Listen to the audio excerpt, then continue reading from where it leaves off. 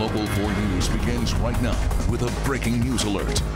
Indeed, we continue to follow the breaking news out of Fort Lauderdale. 5 people are dead, 8 more wounded after a man opened fire in the baggage claim of that city's airport. And it tops our news today at 5. Still a very fluid situation in Fort Lauderdale. So let's get you caught up on what we know so far. The shooting happened a little before 1 o'clock in the baggage claim area of Terminal 2 of Fort Lauderdale Hollywood Airport. We're told that the man taken into custody, not injured, the person they believe was the shooter, has been identified as 26-year-old Esteban Santiago.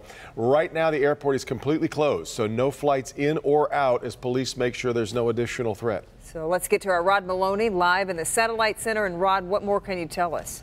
Well, the first thing we're hearing is that you're beginning to see the kinds of chaos that a cold, calm, calculated killer can create at an airport. NBC News reporting that it was, in fact, 26-year-old Esteban Santiago who flew into Fort Lauderdale Airport on Air Canada. They say that he had a 9mm handgun in a bag. That black handgun was used, and he started walking through the baggage claim after a visit to the restroom and just started shooting indiscriminately, particularly shooting people in the head. There are 5 dead, there are 8 wounded and in the hospital, and Esteban Santiago is in custody.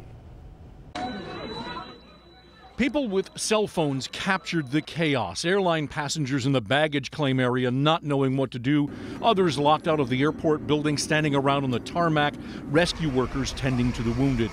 It was a fluid situation with law enforcement not knowing whether there was more than one gunman. SWAT teams spread out and told people to put their hands in non-threatening postures. Police with guns drawn everywhere were looking, trying to secure every corner of the sprawling complex, roughly the size of Detroit Metro Airport.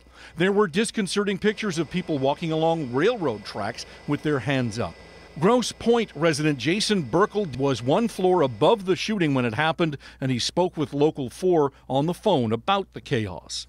Sitting there with our kids having something to eat, and then we saw a bunch of the people from the TSA or the security area running through the airport, telling everybody to run. For my wife, I grabbed our children and went behind the bar. We were real close to a big bar area. A few minutes later, they were ordered out of the building, but not onto the street, toward the tarmac. And Divdad and his wife and small children ended up separated. I was caught in the jetway, and like I said, I couldn't get out of the locked door. And there was a window on it, and I'm looking out the window, seeing my kids and my wife run across with, 500 other people running to a point where I couldn't see them. Now, Burkle did reunite with his family about a half hour later. Very, very frightening time for all of them. They ended up taking sanctuary in a private hangar that houses the planes for the Miami Dolphins football team. They said they were in there for quite some time because it was raining outside to add to the chaos. And just a few minutes ago, he told me that the family is going to be allowed to leave the airport here momentarily. Back to you. Well, and I mentioned, Rod, no flights going in or out, so do they have any idea how they're going to make it back to Detroit? That's the thing. It's so difficult to know, but right now they're being told to go and stay with family in the Fort Lauderdale area because there isn't going to be a plane leaving probably until Monday or Tuesday. Yeah. All right, Rod.